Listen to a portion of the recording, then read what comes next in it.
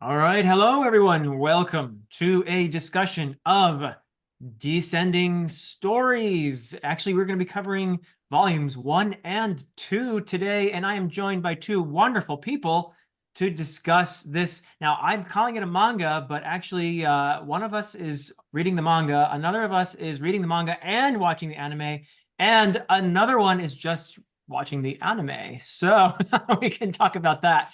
But I want to introduce my wonderful guests, and one is Merphy Napier, and you probably know Merphy from, well, her channel, but also from all the other manga discussions that we have had, all of which I have, what are those called? Playlists on Playlist. my channel. Thank you.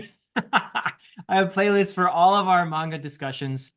And joining us, the fellow who joined us for our end wrap-up discussion of the previous manga we read, To Your Eternity, Alan from the Library of Alexandria. So we are privileged to have him back, and he's going to be talking with us the whole way. In fact, we're going to alternate. So the discussion today is here on my channel. Next discussion on volumes 3 and 4 will be on Alan's channel.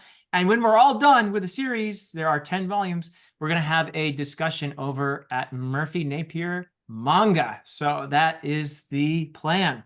So, Merphy, what do you think so far of Descending Stories? I love it so far. Um, Yay. yeah, I love it. So I read the first two volumes first in the manga, and I didn't love the art style. So I kind of read the manga really quickly to get to the anime, and the anime is what won me over. But I think that the characters are so strong in this series already. I happen to already coincidentally be reading another Rakugo manga at the same time. So Wow. I've What are been the introduced odds? to this. I know, right? I've been introduced to this art through Akane, and then I'm getting to continue on with learning more about it and seeing it in this different format. So this is much more traditional. This is an older setting than Akane is set in. So it has more of the tradition before it's been modernized a little bit more. And I'm really loving reading it, or rather watching it so far. Cool. All right. Alan, you are the one who is watching the anime. And so, what do you think so far? So for anybody that doesn't know, this is not the kind of anime that I normally watch. I don't know what's going on with the lighting in my house, guys. I'm Yeah, shrouded. I can barely see you, but you're there. I know I'm shrouded in darkness, but I've started talking, so I can't fix the light. Christina, can you turn on the light behind me? Would you like me to pause? No, it's fine. Okay. All right. Um, Look, I shifted my head. Oh, because I'm blocking the light that's coming in from my front Oh, door. I'll just keep my head here. but don't be This a is not blockhead, Alan. This is not. I'm at Yotaro right now. This is not the kind of anime that I normally watch. This is very slice of life-ish, or about. It's one of these about artistic things. There's um, anime about manga artists or painters, or this is it's just not what I gravitate towards. Though in our 2 year eternity discussion, people will remember that I really enjoyed the first part of it, which was all slice of life. So if it's slice of life, I like it in a larger, more fantastical context. Like there's clearly something big happening behind the scenes because people keep dying in To Your So Eternity. on paper, you're saying on paper you should hate this. Yes, on paper I should not like this. Or it's not that I shouldn't like it. It's just that I'm easily bored by this stuff because there's some anime that just bounces off of me. And it's certainly not something I pick up normally. But I started watching it, and I ended up really enjoying it. Like I was unfamiliar with the Rakugo art like performance thing, and it's a one man show. Basically, it's someone telling like a one man show in like ones that are familiar to the audience, but told in different ways. Like they talk about how that one story that they're talking about how it could be sad or horrifying depending on how you lean into it. And I just thought that was really cool. Like as someone who acts myself and has done a one man show, Yeah. you're Which, by the way, is excellent because I've seen it. appreciate that. Yeah. But you're constrained because you never move off the cushion, and you have one prop, and it's your wooden fan, and that's it. Like everything has to be done with leaning, like you stay on your cushion, you stay seated or kneeling, and everything has to be done with your wooden fan, tilting your head, you know, posture, voices, and everything. And I think it's brilliant. Man, if I was in Japan, I'd try to be a Rakugo artist right now. So, Wow. Cool. but It I'm does really, seem like it'd be right up your alley. I think he would be good at it. Yeah. I Uh, agree. Yeah, because you're really good with voices and with facial expressions, and both those are really important. yeah, I would be much more the Yotaro style. I would say Sukaroku, but I'm not a drunk. So like I would be much more that style than the Yakumo. yeah, the primer, um more controlled rather performance style of um that would be like what would be an awesome experiment is if Philip and I both learned a Rakugo tale and both did it. Because seriously, it would be like I'm not saying one would be better than the other, but they would be really They would be really different. Like, different. they would be very different. And I think that would be interesting. You guys would probably lean towards different endings too if you got one that, For sure. yeah, But I it mean, would be that would be really interesting. Philip and I could talk about the same book and like just the difference in language. Again, Yeah. like I'm reading this crap, yeah, and then this crap happened and nobody cares. And Philip is like, and then judging by the welcome to the channel on Best of Fantasy, I really like the deep thematic elements that really evoke this one event from you know Gaelic history where I don't know. Speaking of thematic Elflad. elements, speaking of Elflad came riding out of the trees on a spectral steed.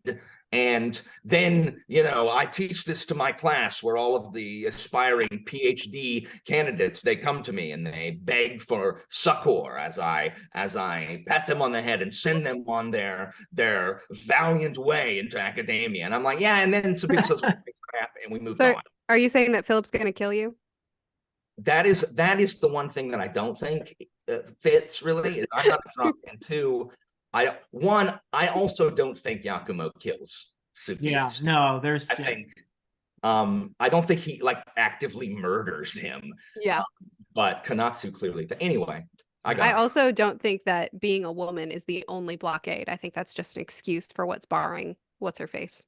Well, are there? I mean, Komatsu. the thing is, there aren't any female Rakugo artists. Is the problem? Well, there are today, but this was set in the 1980s. We're thinking Thanks to the 80s. present, whereas the flashback, which dominates the second volume, is in the 1940s. So Yeah. we're guessing roughly 1980s, and maybe it hadn't changed by the 1980s. But today there are female Rakugo. Rakugo, Nani follows a female Rakugo. Rakugo Ka, I think you would call it, right? Oh, I don't know. I don't know. Okay. Anyway. Yes, it is. Just like mangaka. Mangaka. Yeah. Okay, cool. Well, I loved this actually. I was surprised at how much I was enjoying this. I'm so happy because You were anticipating this. I was anticipating this, and I love storytelling that is about storytelling. You know, I really enjoyed, not everybody loves it, but I actually enjoyed The Name of the Wind by Patrick Rothfuss because it's a story about storytelling essentially. And this I is like Name of the Wind. That's I not like a Name hot of the take, Wind. Philip. Everybody here loves it. Oh, okay, cool. Well, some people I know just like it intensely, especially since Patrick Rothfuss hasn't written the third book, but whatever. That's true, but I like So I still love it. And the meta elements here are really cool. I really like that a lot, that you have these stories within the story. And you have the flashback, which I just said dominates this second volume. So I love that. And I think that having these stories within the story is allowing some really cool character development. As Alan just observed, you know, you have these two, they're not rivals, they're friends, but they are so different, and their Rakugo style embodies those differences and emphasizes how they're kind of an odd couple in a sense. And I love that. So I just sort of fell in love with this in the first two volumes. I hope I continue to love it, but I think it's going to be a winner. I'm predicting right now. Did you guys know there's a live action? They made a live action of this. No. Really? Have you seen it? I have not. I have not. I did a cursory search trying to find it and have not succeeded, but I will do if y'all want, I'll do a deep dive, see if I can find the All right, cool. Yeah, I mean, I'd be interested. because I guarantee you I can find it in Japanese. Yeah. It doesn't do any good if I can't find it subtitled. Yeah, So, Right. but I'll try to find it because that might We had be these 2 volumes, and the first volume is really the story of, I would say, Yotaro's disrupting the settled life of Yakumo and also Konatsu, and becoming part of this found family, I guess you could call it. Well, they're not happy about the found Slightly family. dysfunctional found family, I suppose. So that's the main part of that, I think, and him pursuing this dream, which he got while he was in prison, and saw Exactly. this performance. The second volume is really more about the past. It's an extended flashback for the most part, telling us about Yakumo when he was younger, named Bon, and Sukeroku, who is Konatsu's father, who was Shin when he was young. So let's should we talk about the first one first? That would make sense, I guess. And also Philip. yes. I send you a link to one of the performances from the anime so you can like watch.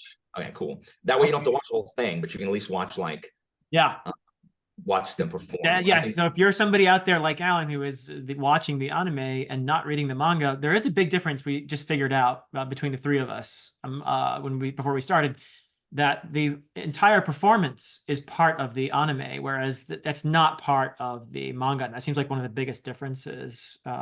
Like I started liking it. What sold it for me was Yotaro's performance in that first episode where he does the inept burglar, or the lying tenant rather. And I was like, what is this? And I watched it, and like 3 minutes passed, and I'm like, how is this still going on? And like 10 minutes passed. I'm like, this is so long. And it's just dialogue. Like it's just a dude doing a monologue. Yeah. Yep. And I being in theater have seen so many bad monologues that I'm just like, this could be so awful. And I think you see that in Bones' first attempt when they first opened for seventh generation Yakumo, right, where he does the thing about the baby, and I'm like, this is painful. Like, we gotta get off of here, please. Can we move on? Because it's like, it's just not like Yotaro's in that first volume, I guess. So the second volume of the manga is the flashback stuff. Yes. Yeah. Okay. So episode 1 is the first volume of the manga because it's 45 minutes. And then the following 3 episodes, which are like 23 minutes apiece, are the second volume. Got it. Cool. Yeah. So Merphy, what would you want to talk about from the first volume? What sticks out to you? What did you find interesting? I love that this disruption that you described with the new person coming in, this disruption of like the bumbling. Say? It mirrors this, the disruption coming in. No! Alan is you were invited, Alan. Alan is our Yotaro. I show up. I said, hey guys, so from prison, I watched y'all's talking about mangas. Can I please apprentice under you and talk about manga, this art form that I've never experienced before? That means that you two have to dominate the conversation, and I'm just like trying to get in, and you're like, no girls allowed. Please go away. Oh no, never. Look, the people on that last one already were like, hey, so I really like it when Philip gets to talk. What if y'all let Philip talk? One person said that, and everybody loved you, Alan. So I loved that with this disruption, the thing that caused it was the love of Rakugo. It was how much one single performance can completely transform a person and can impact a person so much that a whole new passion can be born, and a passion that someone's willing to devote their life to and beg and plead to be a part of and become obsessed with. That one performance can so affect a person that it would change their life. I love that that's the starting point of the series. Yeah. Yeah, let's talk about this fellow, Yotaro, whose real name apparently was Kyoji, who got The involved in puppy. a gang somehow or other. And he seems so innocent, It seems so and stupid. so enthusiastic. Stupid. Well, that's another way to put it. Um, and he's just so lovable, like a puppy, you know? He is. He's very puppyish. And he has I don't know if this is like a type of thing that you see in mangas a lot, but I feel like it might be this type of character who's just naive and wonderful and puppyish and enthusiastic and uh but he is treated well let's just I want to actually before I say anything, I want to get your thoughts on him and how he's introduced. And the thing that I love too, that you mentioned, Merphy, is that his passion for this art form. It seems like he's led a life where he didn't have much of anything going for him before this. And he just found this thing. And that happens to us, doesn't it? Hopefully it happens to everybody at some point in their lives where they just get this passionate about something and they have to pursue it. And it becomes part of their purpose, part of their life purpose. And that's I enjoyed that aspect of his character. But what are your thoughts on him, Alan? What do you think of Yotaro? I mean, I like him. Like, he's a boob, but like I like that archetype. I like his archetype better than. So he is.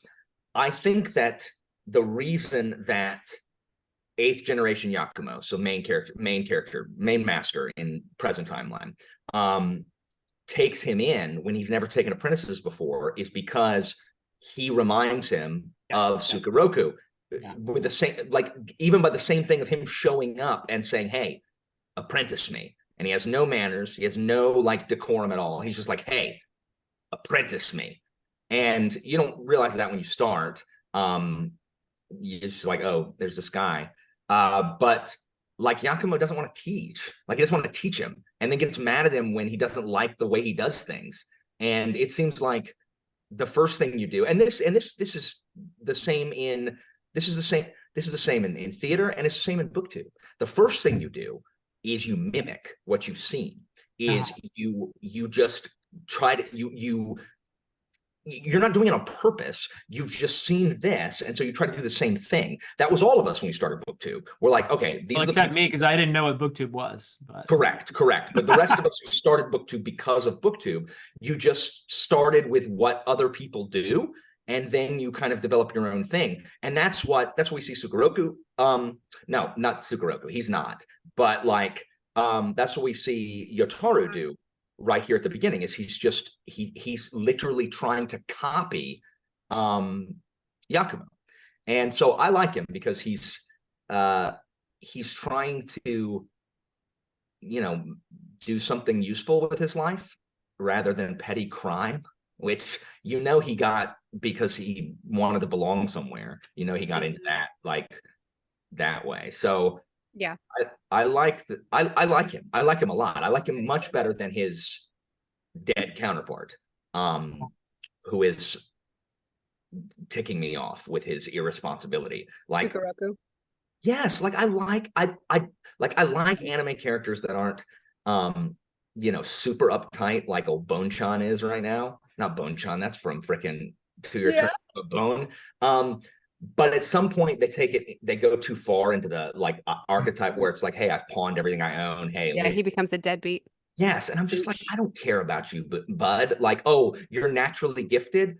Get out of my face. Like, get out of my face. Like, stop. Like, there are other people who are actually working hard. Yeah. Stop being a wastrel. So you hate your anime counterpart. Oh yeah, no. Oh, if we're talking about my personal self-loathing, absolutely. I hate me more than anybody possibly could. So down there in the comments, no matter what you say, I hate this new guy. Hey, I beat you to it. I already hate me. So okay, well, and we love you, so too bad. Merphy, do you have further thoughts on Yotaro? I also love Yotaro. I also love him. Yakumo Bon calls him his puppy. And in the manga specifically, there's a scene where he's looking out the window all doe-eyed And they're like, who is this? And Bon is like, he's my puppy. I don't know. I don't care. Like it's just this dismissive sort of, and I think it's hilarious. And I love how doe-eyed and innocent or excitable he is. He comes off like the type of person that is so, Alan, you mentioned this, so looking for belonging and for approval that he'll fall into whatever crowd he falls into, which I reckon is how he got involved in what he was involved in previous. And so now this is actually a healthy outlet. So I love to see him fighting for it. I also noticed, though, that we have characters like Konatsu, who is so passionate and loves it so much, but she's completely barred for entry. And then you have characters like Yotaro and like Sukurotsu who don't have the natural skill, but just want it so bad that they're given opportunity. And she's in the same situation, but she also has the skill, but her wanting it so bad isn't good enough because of her gender. So I'm really excited to see how that develops throughout the series. Awesome. So I want to. It is set in the late 70s, Philip. Sorry, I looked it up. It's 70s. Okay. Yeah, Okay. late 70s. Late 70s. All right, close enough. Yeah. So I do want to hear your thoughts. We've talked about him a little bit in relation to Yotaro, but I want to hear your thoughts on Yakumo, who was Bon when he was young, the Shisho. So Alan, what do you think about this character and what motivates him and why he is the way he is? My problem currently, and again, I've watched the first 4 episodes of 25. So again, we haven't watched the whole thing. My current problem is that Yakumo seems like a ladder puller, someone who got a whole lot of freaking leeway when he was on his way up. Like he sucked, and his master continued to nurture him and foster his ability and practice with him and stuff like that. And it seems like he has lost all of that. He doesn't extend the same grace. Yeah, he doesn't. And I mean, how often like, oh, I worked really hard for where I got, and or people helped me get where but I'm not going to help anybody else because I worked. Like, what are you doing? Now a little of that seems to be changing with this story he's telling, but like in the first episode, it's like he continues to talk about how much Yotaro sucks, but like won't help him. Do you think though that might have something to do with whatever tragic event happened that ended with Sukeroku's death? For sure. The reason he's never taken an apprentice must have Yeah. something to do with that tragedy, right? Yeah, for sure. I just don't know what it is. But right now, it's just like, what's your mondai, bro? Mondai is Japanese for problem. So what's your mondai, man? Because he's just unkind. But we do get to see that he is good. Like his story about being in the blizzard or whatever, and finding the haunted lady or that was going to shoot him or whatever was really, really good in a very different way than Yotaro's deadbeat tenant one. But he is very good at his craft. But right now we see him and he's not. Like in the flashback, he's not good. But we all start that way when we're first, you have passion. Except for those of us who are naturally gifted, like freaking Sukuro. Yeah, I mean, yeah, he has some advantage there, I guess. Some charisma, you could say. He's the one that nobody likes because he doesn't practice. He doesn't rehearse. He's just naturally good at it. And he's memorized all these. He seems to have. And then he hits up his friend who's working hard, and he's like, "You're a tightwad. Give me money." Yeah, that's true. It's like, well, I got like 6 gigs just today. It's like, yeah, because you get to practice this stuff because you don't have a job. Like, you don't have to go to work, so you sit around and practice your Rakugo skill, which means you get better at. I'm gonna start.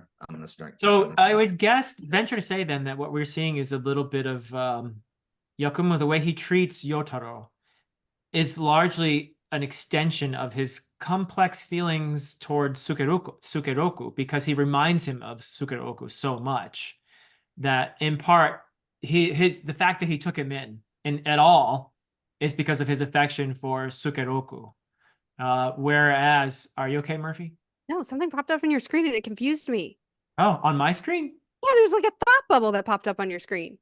Am I the only one that saw it? A what? There was a thought bubble that popped up on your screen. It just appeared. Oh, can I? Oh, that. What? What is Oops. happening? Oh, Sorry. I had my iPad propped up here so I could see Yeah. people's names. Stop that. That is nonsense. Get that out of here. Sorry. I don't know. It's an Apple thing, I think, with the latest. Well, my laptop is 15 years old, so I can't do none of that. Oh, okay. Yeah, sorry. If I do that unintentionally going forward, I apologize. But anyway, I think he's projected a lot of his feelings for Sukeroku onto Yakumo. I'm sorry, Yotaro. And that's part of the relationship there. That's got to be a part of it.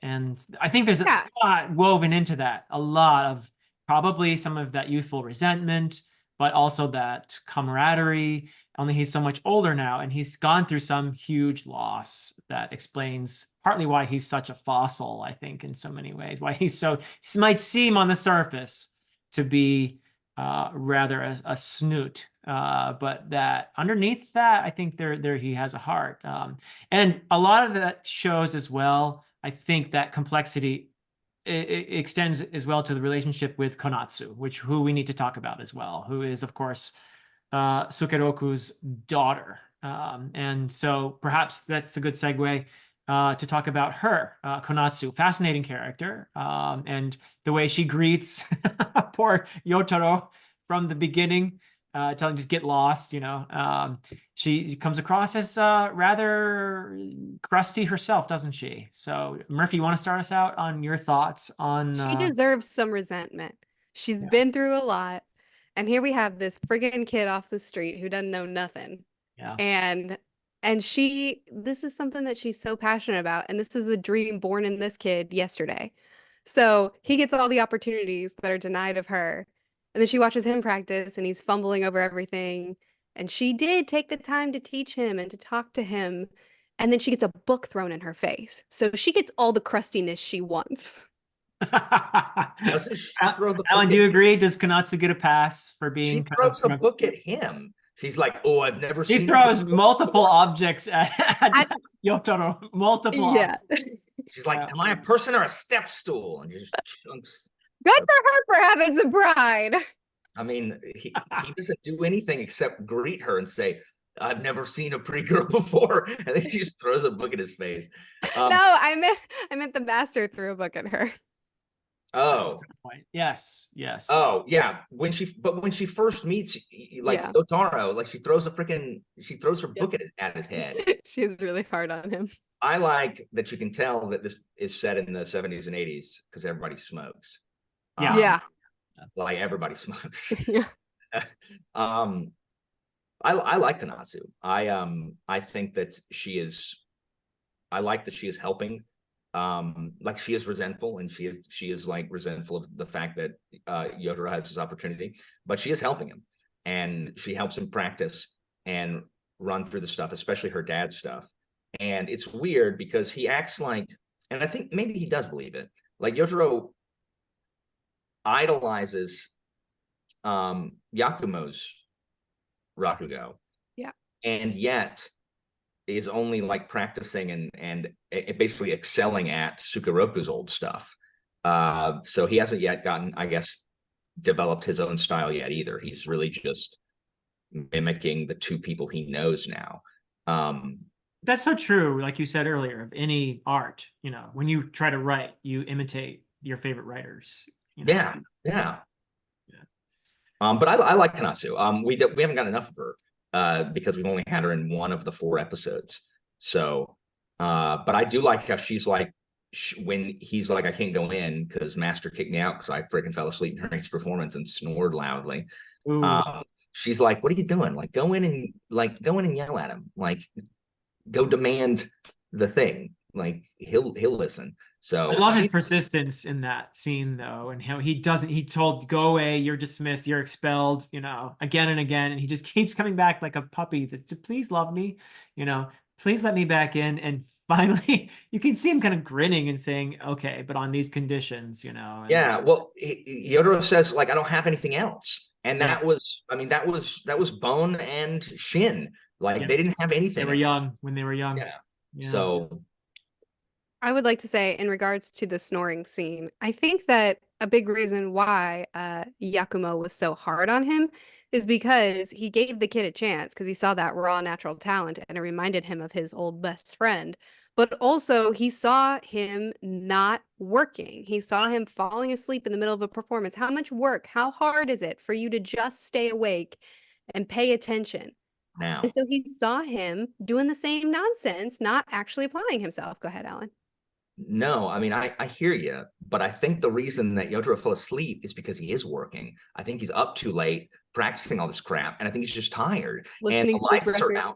records. Well, the lights are out and stuff. Look, I used to have to go when I worked in dialysis. I was notorious at falling asleep during trainings. Like I can't help it. Like I could sleep 12 hours a day. And the second the lights go out and they start reading a PowerPoint to me, it's gone. And Yeah. like I would have to like literally like stab myself in the arm under the desk with a pencil to stay awake. I took like 100 smoke breaks so I could just not fall asleep. So I think that is exactly why Yakumo is mad at him. You're probably right. No, no, You know, I think you're right that he is mad at him because he sees him not doing the work, not taking it seriously, all that kind of stuff. But in Yotaro's defense, yeah. he's just tired. Yeah. He's just You know, exhausted. in the military, Corey had to do the same thing. He had to stab himself in the leg to stay awake during PowerPoint. That's what I'm saying. That's Not everyone loves PowerPoint. well, Right. even if like I fell asleep, guys, I fell asleep during freaking The Dark Knight Rises in the movie theater, and I'm there because I want to be there. I love Batman. There's explosions happening. Bane is, oh, who said that? But I'm still falling asleep because it's I'm just tired. It's just dark or whatever. So I don't, and isn't he drinking sake, which alcohol is known to, to have a depressive effect. So, I mean, maybe he's not drinking sake. Maybe he's drinking tea. I missed it. But in Yataro's defense, I don't think he meant to. But I think Yakumo is mad at him for the exact reasons that you said. Yeah. I'm just defending Yotaro. I don't think he. No, it's good. So we have a couple more important characters to touch on, I think, before we can. I'd like to talk about how you feel a little more about the whole Rakugo element here in this as an art form, and which is new to I think all of us. Yes. So that's a wonderful element of this that we should touch on. But first, a couple other characters. Matsuda, we haven't talked about him, but he's a little bit of a side character, but the dependable butler guy. Oh, he's so sweet. He's so sweet. Yeah, just seems very lovable. But any He's been thoughts there on? from the beginning. He's been there. He was the butler to the steward to their master. Yeah. Yeah. He Wow. waited for them when they were coming home. He was there with the wife and the apprentice. Yeah. In volume 2. Sorry. Yeah, when they come home from Manchuria. Yes, during the World War II. Yeah. Mhm. Great Which character. I mean, he's a bit of that's a stock character, but I like his role in here so far, and He's wonderful. he's vital. I mean, he might not seem just like a butler, really. Their job is to not seem present, but to be absolutely essential. And I feel like he plays that role in the story as well. Yeah. That certain vital scenes could not have happened without him, and that he is a compassionate individual as well. He's very loyal to Yakumo, does his job very efficiently, but he also, I think, is very good at nudging Yotaro at the right moments to make things happen that need to happen for him. So I really like his role in here a lot. He's kind of the glue that holds everybody together in that very dysfunctional house, really, in some ways, very unobtrusively, I think. But he does that role. So the other character who shows up, and I have a feeling is going to be way more important even in the next volume, is Miyokichi, who is a geisha. The geisha. Yeah, who is forming, seemingly was employed or however you want to call it, by Yakumo the Seventh, the master, the Shisho. of the two younger when they're young, and is kind of, I don't know if she's being pushed by him to form a relationship or if she's doing it. It's a little mysterious at this point why she wants to get close to Bon, we'll call him, when he's younger. And what do you guys think of that element in there? And of course, we know that she becomes the mother of Konatsu. We know this. We do now. Now. Well, I mean, Merphy it's in here. I mean, I hear you, but we didn't know it until We you. didn't know it. Oh, you didn't know that? The anime didn't depict that. The anime left it How do I nebulous. know it? Oh, well, it's definitely in here. Yeah, I don't know.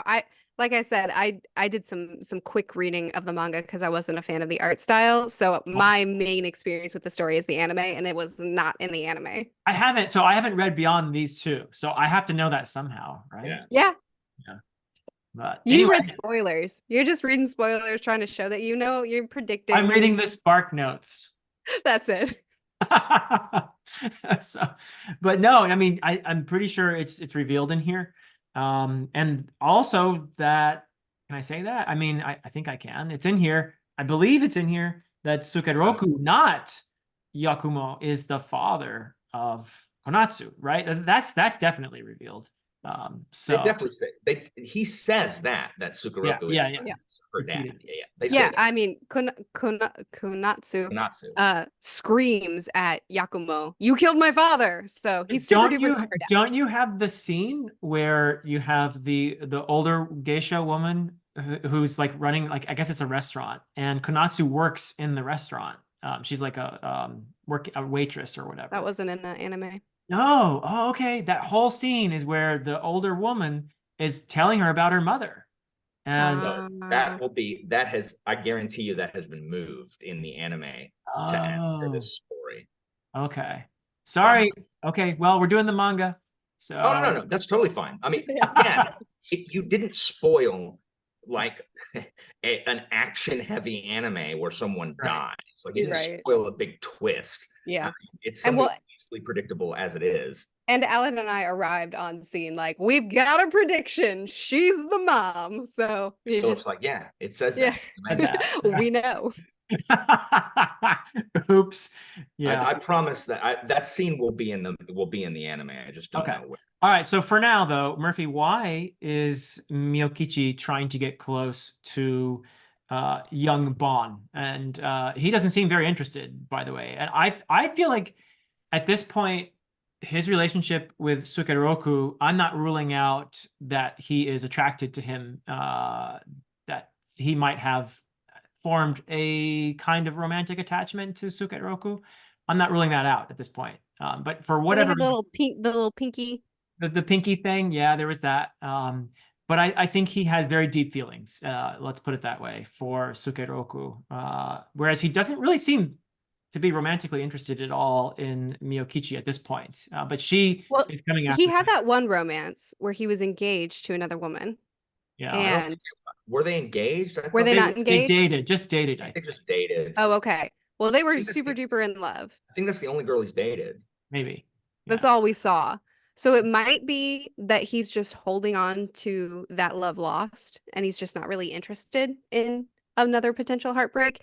It could be that, I mean, Kichi is she's throwing herself at him. Like, it's not subtle. So he might just not be interested in someone who's being so aggressive. Like, he might not appreciate that personality type.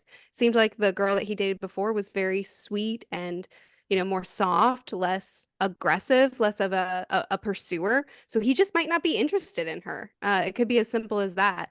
And it could be that Sukeroku then just kind of slides on in and is like, hey, I'll take that. And but she's he was clearly okay. interested. Yeah, I mean, he saw her at the theater and he was like tongue out, you know, and he was clearly interested. So yeah, I mean, I think he's probably the type that's probably interested in a lot of women. So we will see. Yeah. Okay. Alan, your thoughts on Miyokichi? Why is she trying to get close to young Bon? I don't know what her Mondai is. She's got personal problems. She has I don't know, wants to connect with this kid to see if she can, because he's not interested. and it's very obvious he's not interested. So she's gonna see if she Try can to conquer him. overcome that. Yeah, I don't know what her I problem have is. a feeling there's something more to it. I She's actually not super likable. I hope so, at this because point. currently I'm just like, can you go away and Yeah, let I know, right? go, That's please? exactly how I felt. I'm like, she's obviously not interested. Just leave. Yeah, can you just let us watch these people figure out? I feel like she's being put up to this for something. There's something more to it. I feel like. So do you think it's gross master trying to like get his apprentice to sleep with somebody?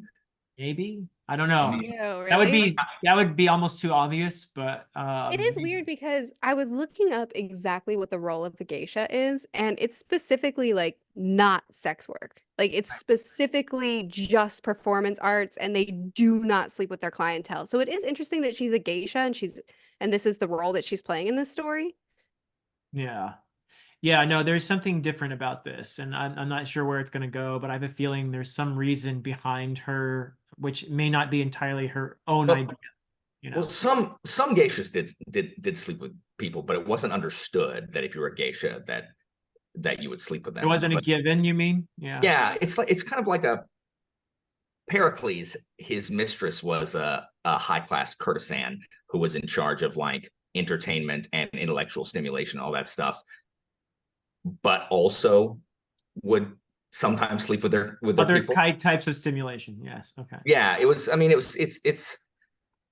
I mean, I don't know. I don't know. Like the other thing is like this is a geisha in the 1940s versus a geisha in the 1600s. Sure. You know what I mean? Like, so I don't know how geisha has evolved Yeah, I don't either. in all that time. That's, So I that don't is know. not my specialty. She is clearly a prostitute because because Yakumo 7 says don't tell the wife. She's clearly a prostitute. Uh-huh. Like Like she's a she's mistress. Yeah. sure. Yeah. She definitely, whatever else she does, she's a prostitute also. Okay. Like I think that's my opinion, because otherwise I don't know why he would feel the need to keep it a secret from Yeah, his, that's a good point. That's a good observation. I didn't even process that. I don't know. It's very weird. He's like, hey, so I brought her back from Manchuria to get her some work. Don't tell the wife. I'm like, that's weird. Surely Man. it's not like here's your task to get him to loosen up. Like surely that's not what we're doing here. That feels too easy, too obvious. Yeah. There's no telling. Yeah. All I need is for her to go away. I know, right? To do is I don't think that's gonna happen, Alan. no, she needs to. Oh, she's Geisha gonna needs play to a big geisha role. somewhere.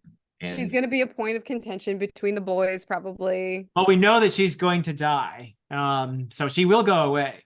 And it's interesting, we've heard this phrase that it's kind of like double suicide. It has come up a few times, this phrase, like and I don't know if that showed in the no, okay. In the anime. Gosh. they just it's not a big deal. Like it really isn't a big deal. This is one of the reasons that I like the fact that you read the manga and we watched the anime, so that we can compare the differences. I like to see the But differences. you know, though, that They're Yakumo both the dead. has raised her, right? So obviously, Yeah, we just don't know it's suicide. Okay, that I don't know for sure. Okay. Don't know for sure, but that is a phrase that has come up multiple times, and not just by itself, but in the context of pairing. Okay, and it's come up a few times, and I thought, is this important? Well, we'll see. You know, so. Well, last thing I want to touch on, unless you guys have something else, is the whole Rakugo. And I personally had to do some research because I had never heard of this before and found myself pretty fascinated because not only do I like storytelling that is about stories and storytelling, but I also love old stuff that is becoming unpopular. I like, look at me, look at what I'm wearing. I like old stuff. And if it's becoming less popular, I have an even deeper affection for it, perhaps. And so I ended up just being fascinated by this art form, which it's this sort of comedic, mainly, not entirely, but seemingly leaning on comedy more, this form of storytelling that began in the late 1600s and has evolved. And and has been a really important part of the culture. So how would you guys, what would you like to say about Rakugo as you've so far at least learned about it and encountered it in the series? Alan, you're the theater kid. You can go first. I mean, its roots are in comedy. It started out as the comedy stuff, kind of like a vaudeville type like thing. And then it's evolved into like what we've seen, like the ghost stories and the sentimental story and some other stuff. There's a professor somewhere that described it as a sitcom where one person is playing all the characters, which I think is a really good description, especially of, again, that first Rakugo performance we see in episode 1 of Yotaro's.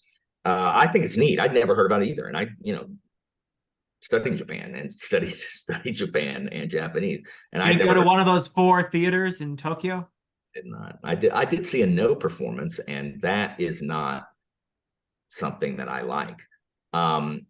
Like you see them in the anime. They go and see a no performance. Oh. And Sukiroku, no, not Sukiroku, Yotaro loves it. Anyway, or one of them likes it anyway, and it's just not my thing. But Rakugo, I would have definitely loved to see it, except that if I'd seen one in Japan, I wouldn't have understood it because there's no subtitles. But I think it's really, really cool. Like, I don't know if I said it off the air at the beginning of this. Like, it's just like a one-person like show, but we talked about this at the very beginning. But you're restricted. I love seeing what they do with the fan. There's also they do have a cloth too, like a head. Oh yeah, they got a cloth. They got a cloth and a fan. Like in the end of one of the things, he turns it into a fishing rod or whatever. And we watched a very brief 3-minute scene from one right before we came on here. I showed you guys one, and the guy's using it as like a cane, like leaning over on it, which is so good. It's just really cool. Yeah. I think it forces the performer to be creative because you don't have everything else that one has. And this is one of the reasons that I like stage acting better than cinema acting just in general, is like everything's live. Like you don't get to redo it. You've got to have everything together, and you are relying on your face and to a lesser extent, I mean, your body too. But you can't run around, you can't do a lot of the stuff that you can do in theater or in movies. I think it's just it just requires a talent that is more rare than just being attractive in front of a camera. Yeah. So I have a lot of respect for Rakugo. I can understand how it is not popular, because I think Rakugo is only watchable if it is good. It's like Shakespeare. Watching good Shakespeare is absolutely incredible. But watching bad Shakespeare is miserable. And I can imagine that that's what this is. Again, like Bones' first performance, where he's talking about the baby, and I'm just like, what are you doing here? Like, this is dreadful. And so I think, Family Ties has just come on my TV out of nowhere. So Michael P. Keaton is weighing in. But I think it's really cool. I just think it has to be done well for it to be watchable, if that makes sense. Cool. Merphy, what do you think about Rakugo so far? Yeah, so this is reading Descending Stories and Akane have been my introductions to Rakugo. Yeah. And through my read through Akane, I've been watching a couple of Rakugo performances as they come up here. I watched the actual performance as well. And I have loved learning about how we talked about this before we started recording, that some performances have different endings, and you get to pick which ending you're going to perform. And different people have different strengths, so they choose a different style of Rakugo. They choose a different genre, and 2 people could perform the same thing and have you would have a completely different experience. So a lot of it is learning what storytelling style is yours and what strengths you lean on and what you're going to do to make this story right for you and interesting for your audience. And it's also a lot of which I don't think Descending Stories has dug into this as much, but it's also a lot of seeing your audience's reactions and leaning into what they're responding to. Yeah. So a lot of it is paying attention to your audience, and so it's almost like a dialogue as well as that personal strength. So it's a really incredible art. I mean, on the surface it looks challenging, but the more you learn about it, the more you realize, whoa, this takes some skill to actually be distinguished in. But it's also a dying art. So it's also something that it's hard to actually be able to make this your life. So there's just so many interesting dynamics that make Rakugo so fascinating. And I do think that this series does a really good job at creating very interesting characters very quickly. So we care about their personal journey of discovering Rakugo, as well as learning about what this drama, this mystery is that's going on among them, and what makes this so complicated. So I mean, I've loved learning about this ancient art, but I've also loved the way the story is hinging our interest in this art on the characters. Yeah. Well a lot said. of a lot of live theater has that kind of dialogue aspect where you are responding to what the audience is doing and what the audience is feeling, especially stuff that is more free form, that doesn't have, I mean, obviously as a Shakespeare play, oh, the audience is laughing. That's always a thing where the audience is laughing. Let me all of a sudden start hamming it up. No, but Philip, you can back up on this. Good teaching is like that, where you respond. There is nothing like teaching an awesome lesson and then a different class doing the same thing, and they are just not feeling it. And you have to, so totally true. Yeah. And then you just adjust, and you figure out a different way to keep their attention. And so I understand Bones in his first performance, he knows he's losing his audience. Like, he knows he's lost them. And that doesn't help anything. Like, knowing that people are bored with, I mean, that's how I feel anytime I'm on any live, is I know how bored the audience is, and there's nothing I can do. And it just makes it worse trying to fix it, because, I just feel bad for him, because you're more entertaining than you think you are, Alan. Far more. Okay. But I mean, yeah, I just understand, like, being up there and people are just, and there's nothing you can do. You can't just quit. Like, and good for him for not being like, just bowing and being done and getting off the stage. Like, he finished his bit. By the way, you don't get that in the manga. That whole performance you're talking about, I'm like racking my brain. It's much quicker. All the performances. It's much quicker. It's there, much quicker, but it is much quicker. Yeah. Oh, Philip, then I'm going to send you that. I'm going to send you that. You're going to send me the boring one? Well, no, I'm going to send you the good one, but then I'm going to send you the one where Bone just bombs. Yeah, he does. It's bad. It lasts so long and it's so painful. Oh, no. Yeah. The voice acting in this anime is really good, Alan. Oh, wow. Oh, the voice acting is phenomenal. It's really good. Mm-hmm. It's really enjoyable. It would not be. They couldn't do this with bad voice acting. Yeah, you're right. Yeah, this would be very demanding. Even I can figure that out. Yeah. But I also love how, yes, this storytelling, there's so many universal things about storytelling. And I, even with the snippets that we get in here, was chuckling at some of the jokes, and I felt like the story about death and all of that, and I could feel like, I would enjoy this if I could understand it. If it were being done in English. By the way, I did find on YouTube a guy who does it. He's Canadian, I think, who does it in English. Hey, I watched one of his performances too. Yeah. Did you watch the one with the really long name? Yes, that was so funny. Yeah, it's so good. That's one of the standard ones. The kid with the really long name. Yeah, I didn't watch anything. You speed it up and speed it up and speed it up. Yeah. And is it good? And he would have to say the whole. I don't want to give away the punchline because it's really funny. But it's funny.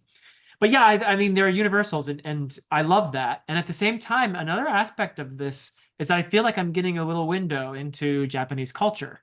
by learning about this art form, this old and revered, and it's seemingly, at least the way it's described here, maybe it's healthy and vibrant today in Japan, I don't know. But it feels like the characters in here feel like it's dying. You know, you have Yakumo the Eighth, who is essentially saying, "Ah, why should I take on an apprentice? I'm the last. You know, this is just disappearing." So there's something poignant and sad about that to me as well. But yeah, even as it's giving us a window into Japanese culture, but it's an older aspect of it, maybe. So, any final thoughts, guys? It's just been a lot of fun. It's a really strong start. Yeah, I'm enjoying it. Cool. Excellent. Well, as I said in the beginning, our next discussion will be over at Alan's channel, Library of Alexandria. Alan, you're going to do it as a live stream or as a recording, do you think? Or do you know yet? What an excellent question. Aha. We'll figure it out.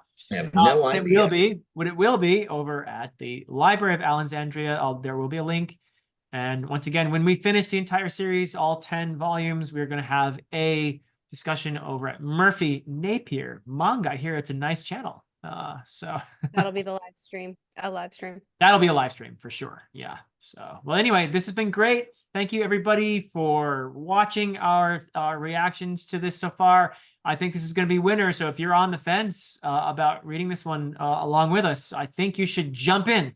I think this is going to be some great. Or watching it with us. I'm probably gonna become anime only. Uh-oh, I'm gonna be all alone. Oh, no. Well, you'll be able to I can spoil the rest of it for you then. Yes. Okay. It's a really loyal adaptation. They just leave a couple scenes out. Yeah. Yeah. Okay. Well, we will get through it and it's going to be fun. So thank you, everybody. Thank you, Merphy. Thank you, Alan. And until next time.